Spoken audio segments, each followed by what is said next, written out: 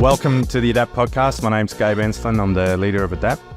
The purpose of this podcast is to discover the stories of founders, owners, leaders of SMEs, to learn about the challenges that they face every day, some of the creative ways in which they're solving these challenges, and some of the epic fails that they've had to learn from, all while keeping people and culture at the core of everything.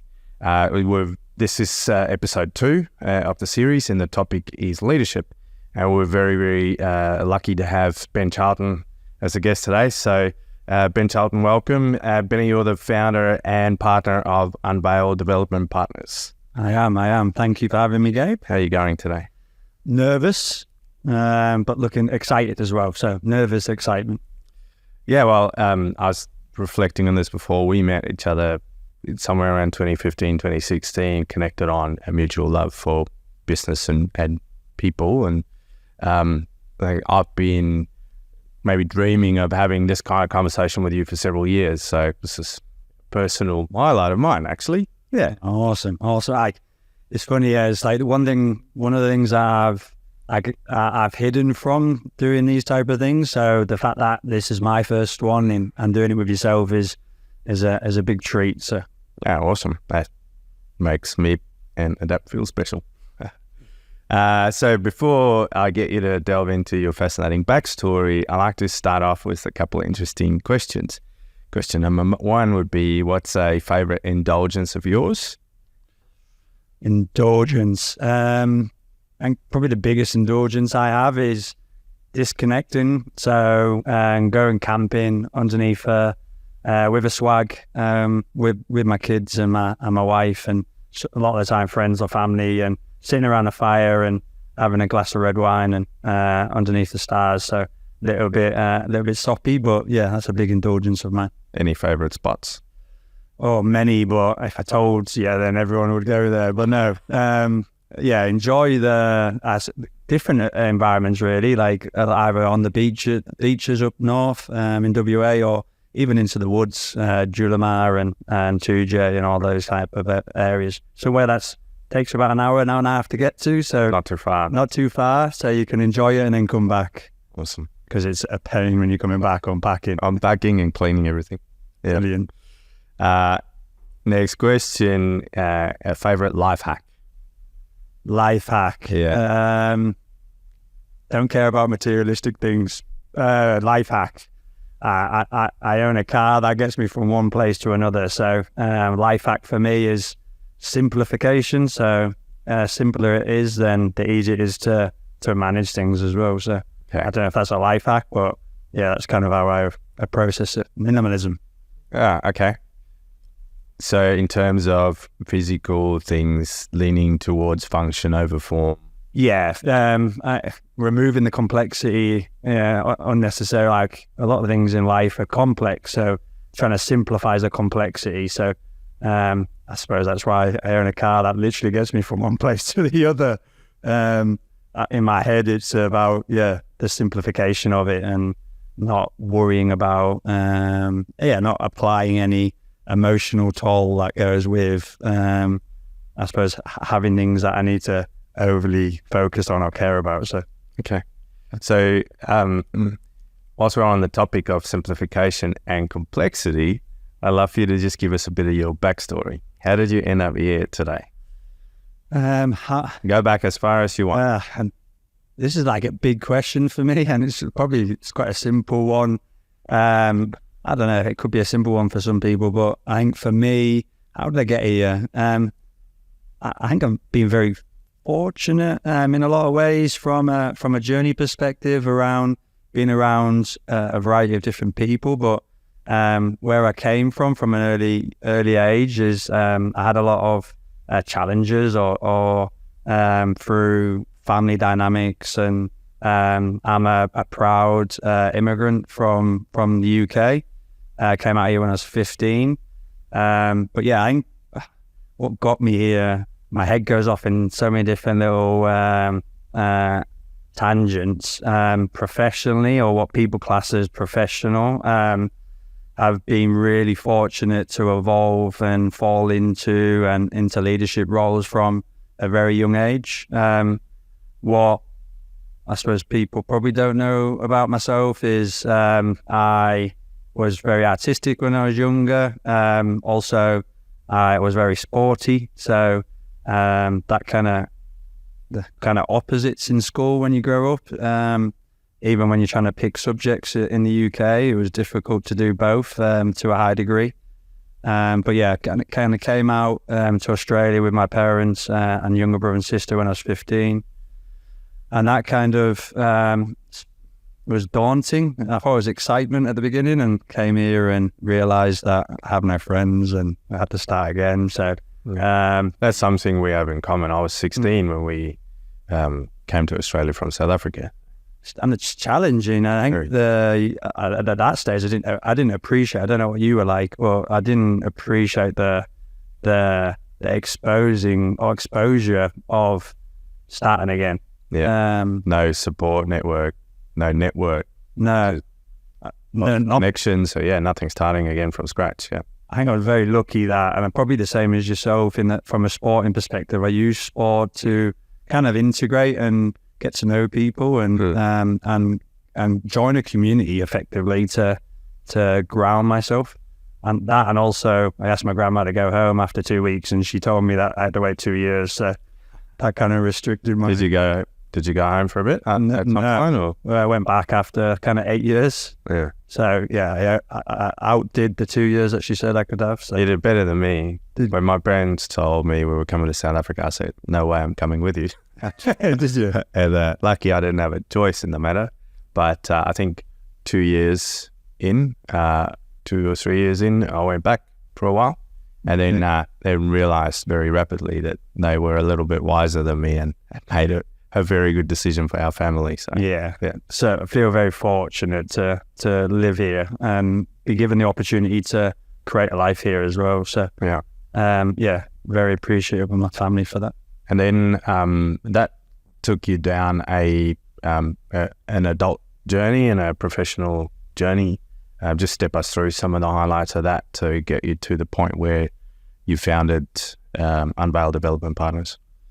Probably I'll start with, I suppose, not hiding from some of the exploration to get to where I'm at today. So I came out of school here, but my grades weren't of a level that I was able to get into. I applied for 2 things. I applied for the Air Force, the RAF, and always been fascinated with that kind of high performance and that high action and drive kind of orientated spaces. School grades, because of my English, was quite poor. So that's just an uncanny coincidence, because I did the exact same thing. Yeah, right. I had the applications for RAF and Army in front of me. My school grades were terrible. Straight A student in South Africa, immigrated. Didn't care anymore. Just grades dropped off and just couldn't go down that journey at the time. Yeah. I never knew that about you. Yeah, so I didn't know that about yourself. It's quite fascinating. And I suppose the grades then restricted me to be able to, I wanted to, applied for sports psychology because I wanted to integrate something I'm passionate about, and also that the mindsets around kind of performance has always interested me as well. So again, my school grades restricted me there as well. So that kind of led me into a path of, I suppose I've always worked from a young age. I've worked from kind of 12, 11, whether it be in cleaning cars or fish and chip shops or DIY shops. And so I always had a high kind of work ethic. And then I suppose going into not being able to get into certain ventures that I wanted to at kind of 16, 17 or 17, I started to look at trades. But my mentality and my thought pattern was that I don't want to go and apply myself for 4 years in a specific trade that I don't really know if I enjoy. So I saw that as a waste of time. So I had a look around and where could I see all the trades simultaneously? So that was the mines. So I started applying for the mining industry at 17, and someone took us on, and I flew up to the mines just after 18 and as a trades assistant. So that I fell into kind of leadership roles from 19, and then to a point where I was hoping to build an SME business through the Northwest with another individual in a regional location called Karratha. And then I tried to buy into that business when I was 21. That didn't come about for various different reasons. And then I went on to kind of the oil and gas industry, helping construct an LNG asset. So again, fell into leadership roles there, looked after various different disciplines and groups of people towards trying to obviously achieve certain goals and objectives. And then came across an opportunity where I saw a gap in the market and around a certain type of service. So I went and I suppose approached two international businesses and a local SME with my idea, and I think it was conflicting at the time for the two big internationals, and went travelling for 6 months in my early 20s and came back and jumped into the SME world, and through that kind of exploration became the MD of that business within a couple of years. Took that business, it was owned by a parent company that had kind of bought and built an entrepreneurial business from the UK, in particular Scotland, and that had bought and built kind of 52 businesses at the time over 10 years, and kind of represented them in Australasia and Americas. Took the business that I was the MD of and part of into the Americas, and then went for a process of divesting that business, became a minority shareholder in some of these businesses, looked after a portfolio that was kind of 7 brands or 7 businesses, all SMEs, and they had divested the largest entity, which after explorations of kind of developing strategic plans and aspirations to kind of grow the portfolio, there was different things happening within the parent, and that was kind of splitting up. So it was run by a family business, and the sons were taking different avenues. So that kind of set about us working with kind of some of the big fours in a major divestment. Through that process, we've acquired a couple of other SMEs to bolster the capability of this platform and these businesses. And then I set up Unveil as soon as we finished that divestment. And then since then, I've acquired into 2 SMEs, started up 5 or been part of 5 startups in the last 4 years. And yeah, to where I'm at today. So wow, lots of that's a jam-packed decade and a half. Yeah, very, very jam-packed decade and a half. I struggle to explain it because I don't feel as though it's very humble to explore all that type of stuff. It's just circumstantial a little bit. It is my journey, but many people, I've worked with a lot of people in different spaces and that have helped me on that journey. So I'm just an individual. Some of it's luck and chance and opportunity, and so yeah, I find it difficult to talk about a little bit. Why? I think what I just said earlier, I just don't see it as it's not my makeup, it's not why I do it. I just don't see it as being very like if leadership is about serving others, then like yeah. Why talk about yourself? Yeah, why talk about yourself? Okay. I want to take it back to 2 points in that backstory. First one was the first venture that you wanted to buy into, but that didn't come off for a variety of reasons. Is there any lessons that you took away from that experience that you've benefited from or learned from? At the time, I didn't benefit from it, but what I learned from it in reflection was that I think a lot of people start businesses and start creating community. And what I found over my time, and I've still found it through many different parts of my own personal journey, is people struggle to actually create environments that cultivate and develop, I suppose, multiple kind of high performance stories. Typically, they get restricted by founders' mentalities or fears or egos. I've found anyway. So a lot of the time, the people that founded them typically become the restriction. So yeah, that was kind of my takeaway. I started building and committed my 18 to 21 at the time, where everyone was off partying, and I did party as well. I just did it in certain weeks during the year. But yeah, I was up in craft and living my life, 15, 16-hour days, and yeah, working really hard on the journey to go and buy into that business at 21. And then people don't always stick to their words, and I saw a lot of the people I still speak to today end up in other organizations or other ventures, and it's like, why can't you create an environment that harnesses that collective energy, that passion? I've found that a lot of businesses really struggle to cultivate and harness that energy. And that door that you thought was open, that as it turns out was closed, what did that do to you? Did that invigorate you, or did it discourage you? Or at that age, I wasn't reflecting as much as I am now. If you reflect back on, what was your behavior post-realization that what you thought was going to be an opportunity didn't turn out to be? My natural style is very high action and high drive. So I just saw it as a lesson and moved on and went and started building something else. So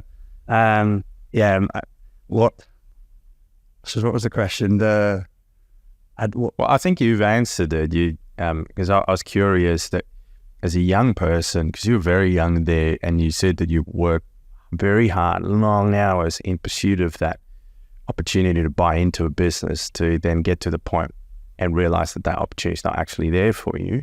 A lot of people would be disheartened by that.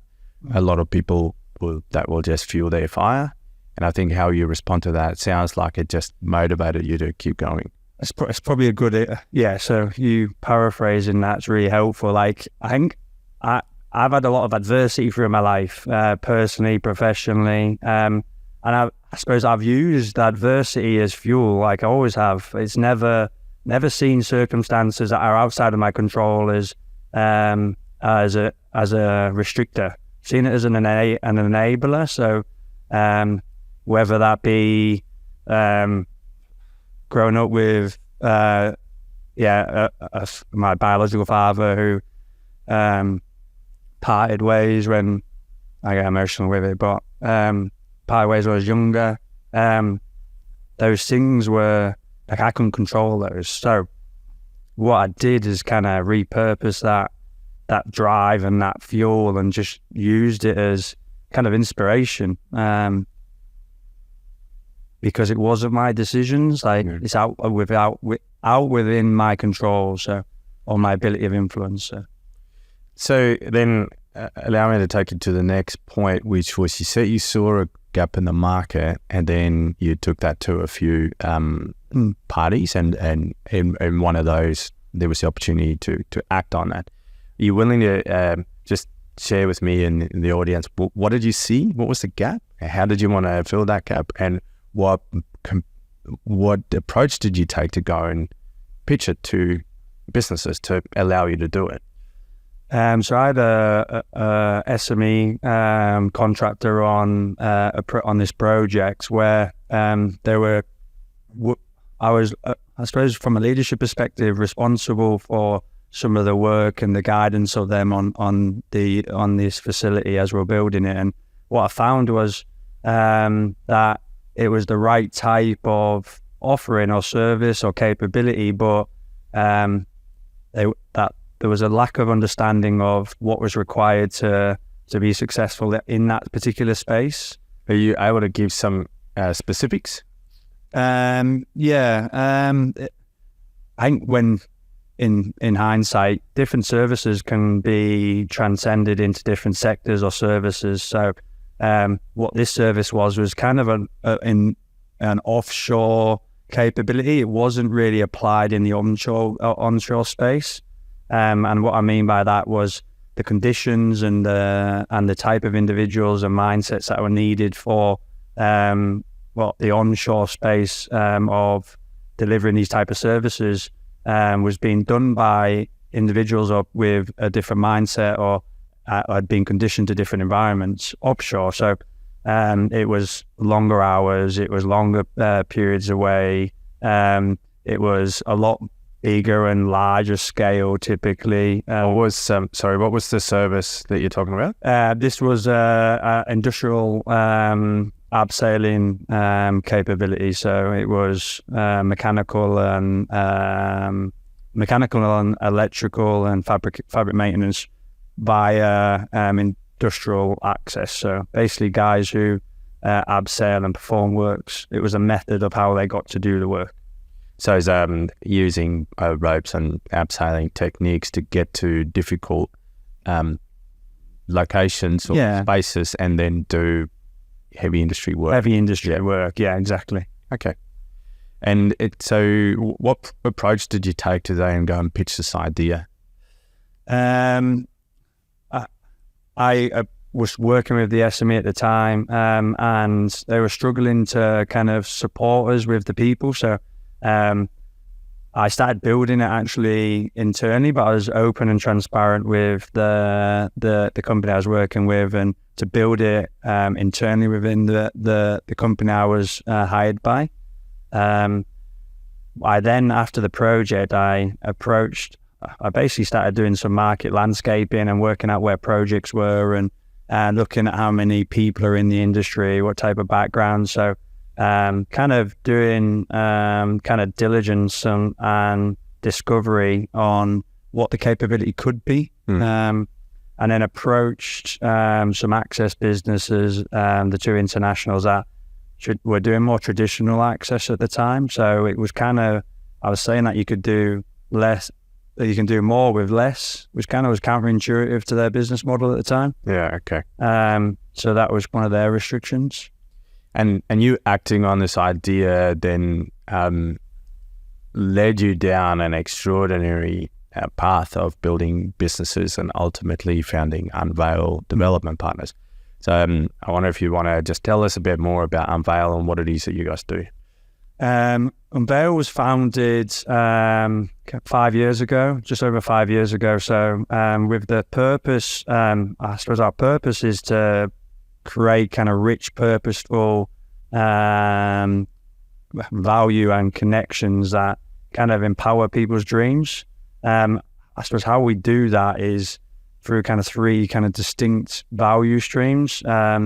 It's through coaching and mentoring, it's through learning and development, and it's through consultation and advisory. And it's the blend of all three around kind of some core principles and philosophies that we adopt and which Unveil's built around, which is kind of evolving business acumen within businesses. It's creating kind of succession thinking within leaders within these organizations and businesses, and it's all kind of geared towards business performance. So it's what we found is that connection between the life of a business and helping a business kind of move between all the different stages through its evolution, through its maturity, through its leaving it, whether if it wants to leave a legacy, if it wants to sell to another business, if it wants to buy into other businesses. What we found is each story has a wide variety of different options. And so we've kind of built Unveil to support founders, leaders, aspiring leaders, understand themselves, evolve themselves, and take them on a journey depending on what that journey is. Okay. And can you give us just an example or a story of one of the businesses in which you applied your methodology and your thinking and what the outcomes have been? One of the businesses we bought into, or I bought into, was a law firm. It was a third or second generation law firm. and we were crying it off the son because unfortunately the dad had passed away, the son had taken over it, and it had gone kind of in a backward direction. So we got involved, and we've been with that business about 4 years now, or nearly 5 years actually. And we've supported with the rebuild and the rebuild of that business, in the sense of the identification of who it is and what it is beyond the family and that started it. We've internalized the identity, so it's about the individuals within the organization, and I suppose we've developed the acumen in the business, or we continue to develop it and explore it with them, so that they can, I suppose, be in, they can be in, not control, but they understand where they would like, who they are, what they are, and where they would like to express themselves and take the business. So we're still in a process, and our business is a living, breathing thing. They're not static, so they're always moving. So yeah, we've been on a journey with them to, I suppose, give them the ability to be in control of their own destinies, which is kind of where our Unveil's purpose comes from, around helping people kind of realize their dreams, which we do through businesses. And what, if you think about the law firm, what would you say has been its main transformation from when you acquired it to today? Because I know the story of the law firm. It's been an amazing evolution of its own identity. But in your mind, what's been the big outcomes of this 4-year journey through the involvement of Unveil Development Partners? I think there's so many different challenges in businesses. If you take the law firm, for example, is you've got an industry challenge where it's hierarchical. It's we thought being a partner was a healthy thing. When you go speak to law firms, you say partner, it's their perception is the boss, whereas our partnership or definition of partnership is it's intimacy and it's peer. And it's a peer. Yeah. So that was kind of the first time it was eye-opening at the beginning. It was like, oh, that's a negative connotation in their world. So I think challenging the status quo, that whole industry is built around kind of 6-minute increments, and it's not about intimacy. But when we started getting to understand the behavior and the individuals in there, most of them are there because they want to serve other people, they want to support other people, but then the mechanisms of how they create connection is built in a very transactional and surface level way.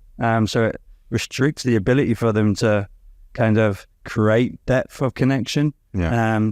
So it's kind of becomes counterintuitive, but then trying to break that cycle it takes time, because you're asking them to go test things that they've fundamentally not been taught through their whole kind of education of law. Yeah. And I want to explore a point which is going to lead me into the next question, but you guys have found a way to encourage a law firm who operates in an environment which is very structured and has got a lot of legacy of this is how it's always been done, and you've given them the confidence to go and be disruptors in their industry, which I found fascinating. And my gut feels it stems from your approach to leadership development, and you've got a very interesting approach to developing leaders. I wouldn't mind unpacking that with you a little bit. One of the terms I've heard you use before is intrapreneurship. Just tell us a bit more about that.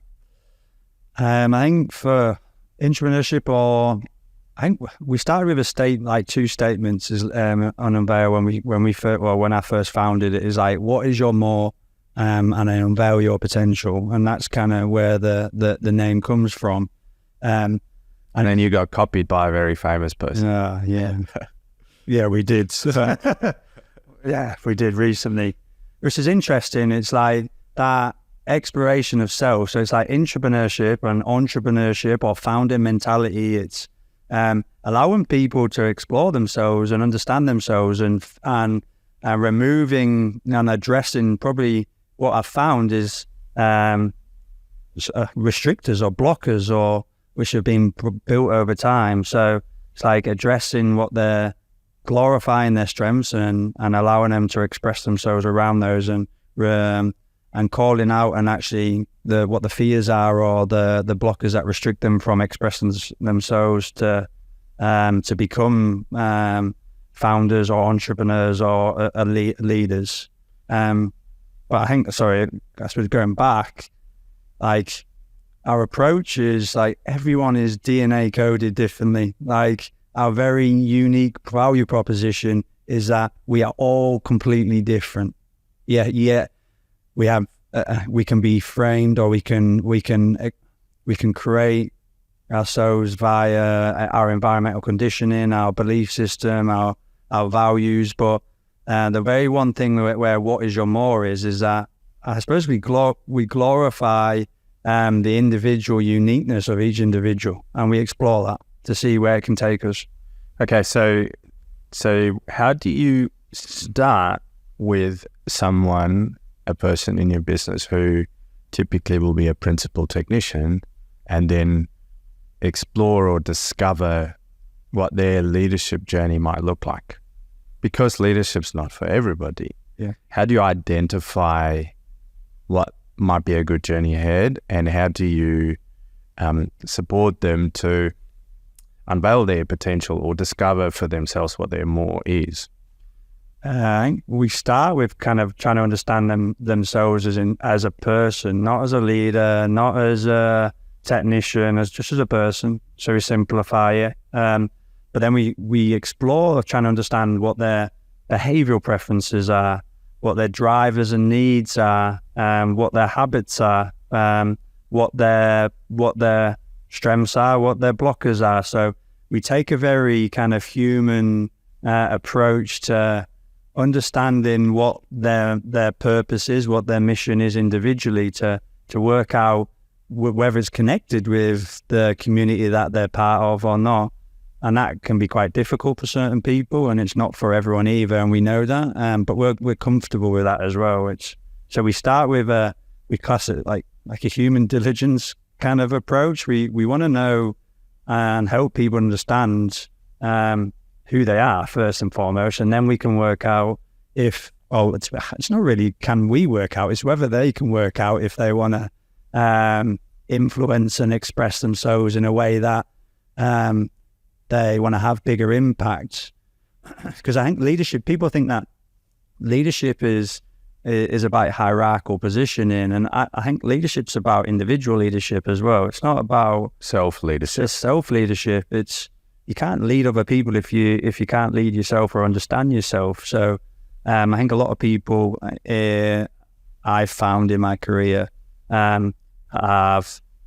who are in leadership positions typically are there because they're either dominant or they're crafty, or it's not necessarily the individuals that are the most creative or the most expressive or the most capable. And I think that exploration really allows us to find those natural leaders who may have been suppressed because of the environment, or have been ostracized, because people can fear those people once they start believing in themselves. Okay. What have you discovered when you take a person to that place where they have to do quite a bit of introspection? Because it's not something that you find in the typical business environment. People typically turn up, are told this is your job, and then are scrutinized and monitored on KPIs. It's not the norm for a business to help an individual discover themselves to then figure out what is their growth journey. What have you seen when you take people to that place? Because it's not always comfortable. Yeah, I think it's not comfortable for any of us. So I think, but then I suppose it's our environment tries to create an environment that creates kind of that safety to be able to kind of explore that individuality. So that psychological safety within is the foundation to allow to kind of build trust. So I suppose how do we find it exposing, fearful, like what happens to the emotions? The people that are going through that discovery journey with you? What happens to them? The ones that I don't want to use, I can't use that word that I want to use either. What happens? Why not? To them? Because it's not a very good use of the English words. What happens to them? You can speak your mind. Just say what you want to say. I want to say transcendence, but I don't mean it like transcendence. I mean, but I do in a way. It's like seeing people understand themselves and seeing them express themselves, and it's inspirational. But to get there, because it's not the easiest journey to get there. Far from it. Would it be fair to say, and this is an assumption on my part, just having been an observer of Unveil for some time, would it be fair to say that for some of those people it's the first time in their life where they're finding truth about themselves that empowers them to truly express themselves and their desires and those things? Yeah, I think it's to get there, that's where they end up. But the process is that reflection, and a lot of the time it's understanding why they have certain habits or why they have certain belief systems, or what are their belief systems and their habits and their preferences. So I think the outcome is their ability to go and express themselves, but to get there, it's a individual and personal journey. I don't even know if I'm answering the question now. I'm kind of gone off on a tangent, but sorry, what was the question? Well, speaking from personal experience, I've seen people that's been on the development journey with Unveil, for several years, and seeing them get to a point where they have more confidence in themselves than I think they've probably ever had, and confidence to express the things that they think and feel and see and believe, and are able to impart that on those whom they lead. For me, it seems transformative. Yeah, and that's where transcendence, it's transformative, is where that was the word I was looking for. And it is, it's like, all I can do is that, like, I'm very emotional. I express myself through emotions, and I suppose that when you talk about what we're talking about, seeing that evolution and that, and seeing people understand what their drivers and fulfillment is, and being able to express it and being able to transform, and it inspires everyone around them. And I think that's the difference between so many people come into businesses thinking that it's a professional journey, and it's like professional and personal are one and the same thing. Like, to get professional evolution, you need to do personal work. So I think it transcends beyond their work environment. It goes into their personal relationships, so it's holistic. The approach is a human holistic approach. So in your professional journey, you've been involved with many SMEs. We're lucky enough to be in the building of an SME. Sentient Computing has given us this wonderful room with a great backdrop for this podcast. Also a wonderful SME, very innovative in the high-tech and immersive tech space. Across your exposure to all of these diverse SMEs that you've been involved with, and the diverse personalities of leaders that you've encountered, what do you think are the qualities that a leader should possess to be successful in building and growing SMEs? It takes so many different types of personalities and people to create an SME. And some of the kind of key themes I've found in SMEs is having passion that's driven towards a purpose. Found that people have, in my experience, sometimes can have goals and objectives, but they're not actually driven by the actual purpose, and that can have, I suppose, negative outcomes when they don't actually understand the purpose of why they're building what they're building. They can become more goal-orientated and objective-orientated. So I think passion to be able to be applied towards that purpose and is really important. I find that having the other characteristics is kind of having wise compassion, but also courage to apply that kind of wise compassion in the navigation of that path towards that purpose. What do you mean wise compassion? I've never heard it used like that before.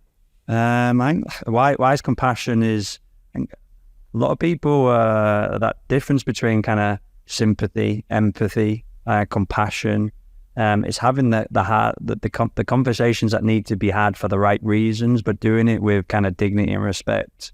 And I think we struggle to actually have engagements that offer kind of critical feedback or objective feedback, and having wise compassion allows you to steer yourself towards asking individuals, especially from a leadership perspective, to offer your perspective in a way that is there to kind of serve them and help them. So I think a lot of what I've found is people can be sympathetic and they think they're being empathetic, but then they're probably a lot of the time they're not actually being compassionate around helping the individual with offering kind of vulnerable and transparent perspectives that could most of the time can help them guide their development or their way. How do you see that unlocking performance out of the people in the businesses? I think in business we don't have, very rarely do we have the ability like a sporting team or a Formula One team. Like most of the time it's so either televised or the feedback loops are really, really quick. Whereas in a business, feedback loops can be quite slow. So I think if you can, from a leadership perspective, if you can offer wise, compassionate feedback, it's a feedback loop. It's creating speed in feedback. And creating more frequency in these feedback loops. Yeah, and it's and both positive and negative. I think when people offer feedback or, for instance, recognition is two parts. Typically, it's both constructive and it's either constructive or it's positive. That's probably the wrong explanation, but I suppose what you're saying is it's the recognition that feedback is either praise or here is an opportunity to improve. 100%. I think so many times do we get people associate even recognition with positive feedback. So it's like there has to be effective feedback as well with the positive that allows for accelerated feedback loops. So an example that's popping up for me is to recognize somebody for their effort, but then giving them constructive feedback on how to modify the effort so it's more effective for them in terms of the outcomes that they're trying to achieve. Exactly. Okay. So do you have any ownership or leadership challenges that you faced in your career that stands out and, you know, where you've applied a creative way to try and deal with it? So many. Loaded question. Yeah, very loaded. Obstacles are the way. I do believe that. I think that there's always going to be an obstacle or a challenge. It's how you face it will determine your learnings. So from myself, from being a co-owner or either a founder or an investor or a leader in different SMEs, businesses, what the degree of challenge is so large. I've had challenges from misalignment, from values, from the mission or the purpose or the existence of an SME. The misalignment from priorities or principles around sharing of knowledge, and what do you share? And I have a belief that you should share. You should be radically transparent with information so that people can understand the impact of their work and what they're part of building. But to do that, you have to be quite comfortable with being exposed or being quite vulnerable. Can you think of, or are there any specific examples of any challenge that you had to face as an owner or a leader, big or small, where you overcame it, but you had to be creative to overcome it, or think outside of the box, or not just the status quo of overcoming a challenge? Any sort of example that you can put a bit of specifics around would be very helpful. I think a challenge, I think an example would be sharing of information, removing it gamifying it. I know we're in a place that's all about gamification. But we're people enjoy like the art of play. So we approach sharing of information and basically we change how we share information to make it playful, sometimes to simplify it so that people can interact with it in different ways. That allows them to adult learning is, so everyone learns differently, so being able to gamify it, whether it be visually, whether it be interactively, whether it be through kinetic skills, or like we change I suppose the playfulness of how we share information, which what we find is it typically offers more people with different learning skills and abilities to interact with it, which shares the knowledge quicker. Okay. I think a lot of the time we create processes or approaches that is very one-dimensional. I think it's being able to adapt and share information. I suppose our approach is trying to gamify it. How do you do that practically? Sometimes it's being quirky. It's being creative in the sense that what does everyone like to do? We all like to play games. A lot of us like to play games. We like to engage with material in different ways and forms. So we'll stylistically change who delivers the information or how they share it. We get people to, we create environments, and we focus on creating an environment where people feel safe to express themselves without any fear of any recourse. So I suppose, how do we do that? A lot of the time it's playing, it's getting information that typically is quite critical or complex, and making it fun to interact with. I don't know if that gives you an exact example, but that's how we kind of create our learning material. Okay.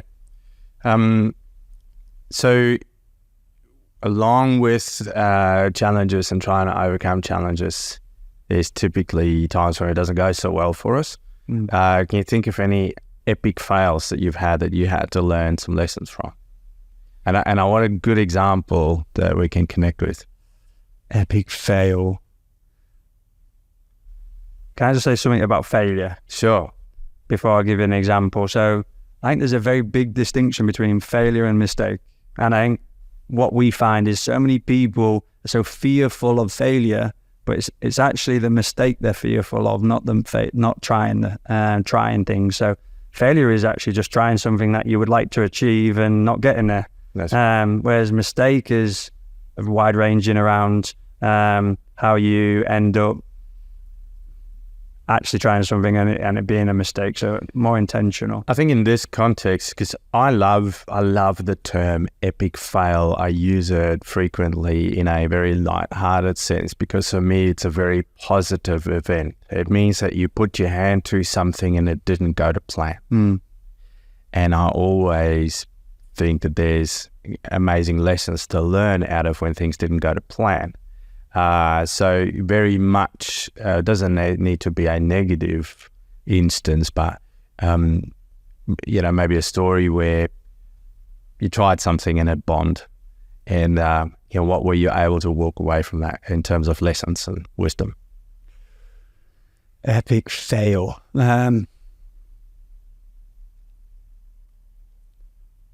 I think the most personal ones around kind of gone into business with lots of different individuals based on hypothesis or principles around how we can interact behaviorally, how we can create alignment.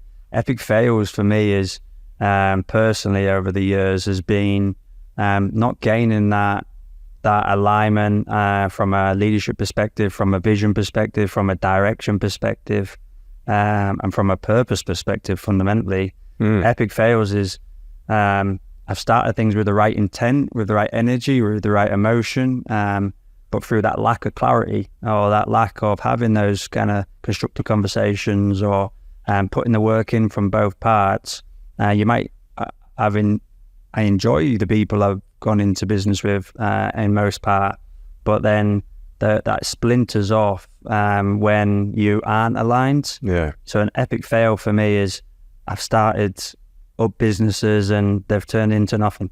Okay. That's an epic fail. But would I do it again? Yes, because... what did you learn though? I learned that you have to become... our approach, what I've learned is you have to spend more time understanding people and understanding who they are, and sharing who you are and what you believe. And the more time you do that, the more likelihood you are increasing that connection and the depth of that connection. That's probably the biggest learning for me is, and that's probably why we're amplified around that human understanding. Yeah. Because people can be really good individuals and whether it be technicians or operators but they might not work together in a team. You see it all the time in different sporting analogies. So, but I've had to learn. I'd still do it though. I still wouldn't not do it. So, Next time you do it, you get to become more particular, apply a different approach because of the lessons learned. And anxious, like if you're sharing who you are and what you believe in, and if the other individuals don't understand it or they don't interact with it, then trust your gut, trust your instincts, because it might just be not the right partnership or the right engagement. You can't force. Everyone's on different paths. You can't force people to be on the same path simultaneously. Episode 1 was on the topic of vision when we spoke to Bill, Adapt's founder, and how crucial being explicit about your personal vision is. And if you have or decide on co-founders or co-owners, to ensure that those visions are aligned before you do anything else, and get absolute clarity on that. Because if you don't do that upfront work to get that clarity on alignment, clarity on where are we going, it causes a lot of headaches down the line. It does, but then I think a lot of that time, that work, or that even from a leadership perspective, is exposing, because you're asking people around clarity that they may not have. That's right. And a lot of the time they don't have it. So taking the time to actually do that reflective work and do that alignment work, it is critical. Yeah, I mean, it's such a big discovery in the work that we do when we meet founders, to realize that they've built a business over the space of 10 or 15 years and they've been so busy delivering in the business, working in the business, they've never gifted themselves the time to ask the question, what do I want? And then, but really, what do you want? That's and right. I think that's from a leadership perspective, and that's what I was talking around, like passion to purpose. It's like, you have to be really curious to explore that. Because from a leadership perspective, what ends up happening is that misalignment can become toxic, and it can become personal, especially if there isn't that emotional strength in the business. And I think that's where I was talking around, like, my experience anyway is around like goal orientation, objective orientation. They think that's their purpose. They think that's their mission. And what I find is that often it isn't. It's actually just a goal and objective, and they achieve it and then become lost because ultimately they haven't understood what their purpose and vision was. And it's okay not to know. Yeah. But the point is that it's spending the time and the process to get alignment around what that is to allow you to take that path together. Yeah, and it can be so much more powerful once you've done the work to discover it. Yeah, 100%. Yeah. So practically in your business, what role would you say leadership plays in building and maintaining a healthy culture?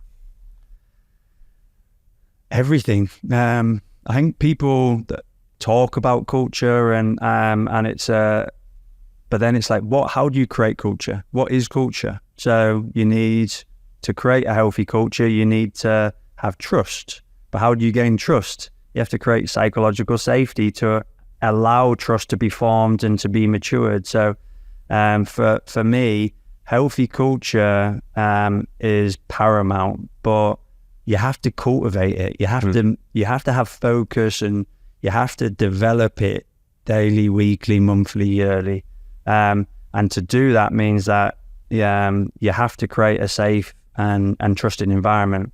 And that takes deliberate work. You need to spend the energy and the focus to cultivate that inside of a business, because a business is a community. It's the behaviors, the values of a group of individuals that orientate around a direction. However, most cultures don't. How do we know if it's healthy? Most times you test a culture is when crisis happens, when chaos happens. That's when you actually get to see how healthy your culture is. Yeah. So if you're not developing it purposefully, I think it just increases the likelihood of when a crisis happens or chaos happens during a business life cycle. That's where it becomes chaotic. How do you lead people through the work that it takes to cultivate a healthy culture? From a leadership perspective, we utilize ADAPT. We use a lot of our behavioral development work to cultivate that. It's to getting to know the individuals, and that connection with whatever the values are and the behaviors of an organization. We spend a lot of time creating space and environments where people can get to know each other on a very basic human way. That, what we find, is creates that connection, because what we find is that you're trying to increase the depth of connection so that it's more resilient. That's where it comes from. So most organizations, I find, in my experience, is that they're so surface level transactional engagement that it removes the depth of connection. Yeah. And depth of connection in the word depth takes time to cultivate. And it's that time that it takes to establish that depth of connection that contributes to the trust that is earned and the belief that you can be psychologically safe in that relationship.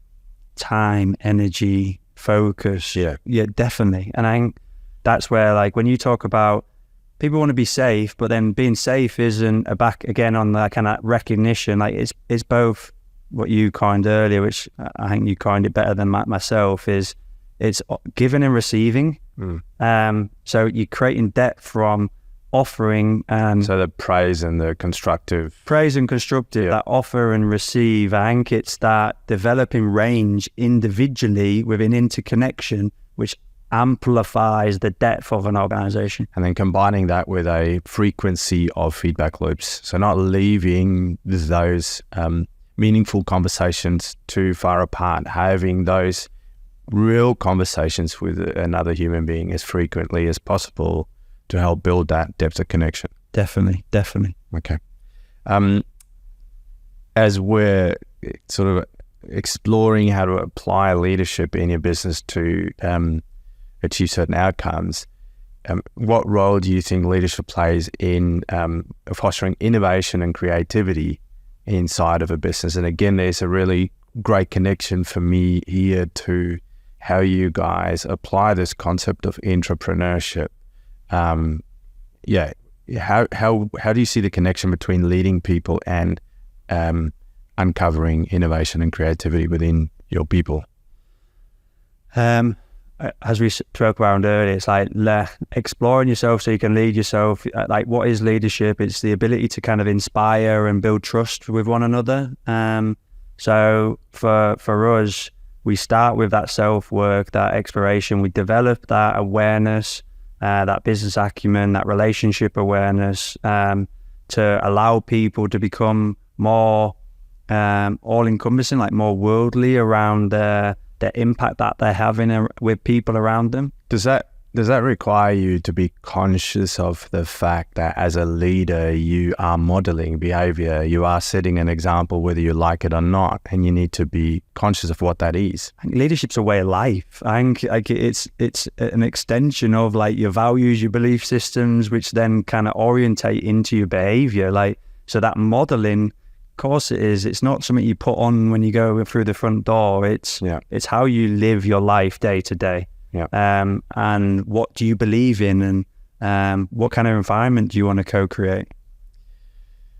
It's a big responsibility if you think about it. Well, I think so. I think being mindful of the fact that you might be in a leadership position in an organization and therefore are entrusted with the trust and psychological safety for the people that you're looking after. It's a big responsibility, and it's not a job that appeals to everybody. No, and I think it can be challenging for a lot of people. I just don't like glorifying it either, because I think it is you can quite simplify. You can bring the simplicity to it around kind of who people are and what impact do they want to have with the people around them, what environment do they want to create. So it can be weighty, but I think that's where creating community is, and creating connections across your whole network. It's having people around you that you can share your perspectives with. I think we touched on the idea of self-leadership, and certainly in my way of thinking, it sounds like it's similar for you guys, is that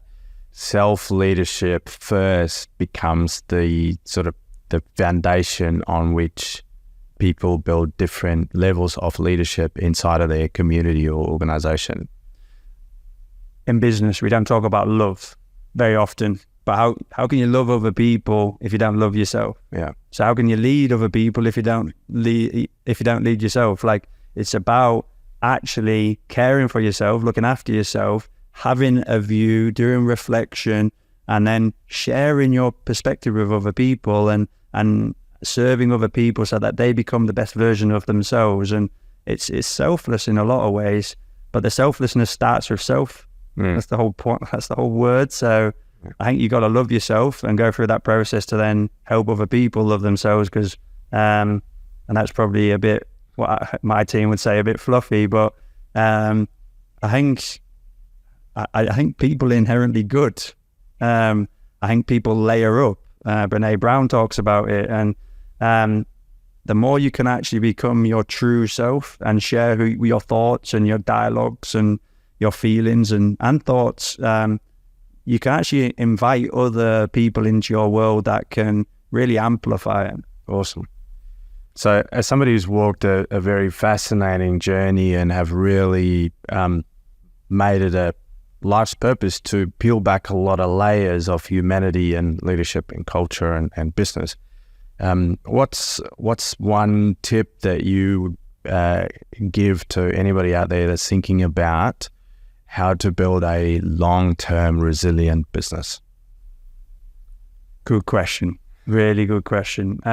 By the way, if you have 5 tips, let us have it. Tips about building a long-term resilient business. Yeah. But so, hopefully some of the people listening to this podcast are either on that journey and they're trying to find their way, or they're about to embark on an entrepreneurial adventure, or they've been wondering how to create long-term resilience in a business. Any advice that you could share? Invite people in.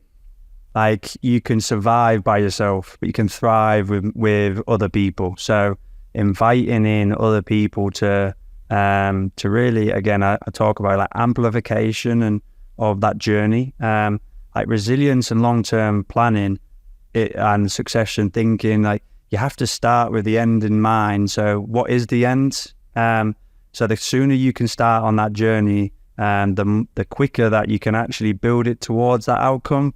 Again, it sounds quite simple, but if you understand what your reason for going on that journey is, from whether it be from a leadership perspective or building a business or building a team, it's understanding the reason and the direction you're trying to head. So then you can really start doing the work around building that succession thinking, that legacy, whatever, if that's what your direction is. But I think resilience, I'll keep going back to the human behavior side of it, because that's our focus. And I might mess this word up, but Kimjutsu, which I think I did just mess it up, is a Japanese art form around broken crockery, and you rebuild the crockery and you glorify the cracks through kind of gold lacquer, and it's about the process of glorifying, for me, the individuality of that art piece, celebrating the imperfections. Celebrate the imperfections. Yeah. And again, we DNA coded individually. We all have different experiences, positive, negative. It's like all of them form us who we are. So that art form is really really amplifies that view for me.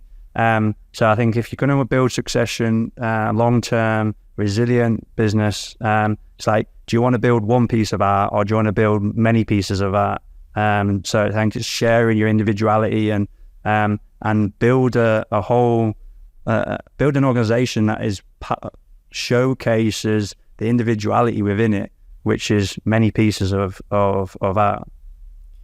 Ben, it's been a tremendous pleasure to have you on episode 2 to share with us your journey and your thoughts on leadership.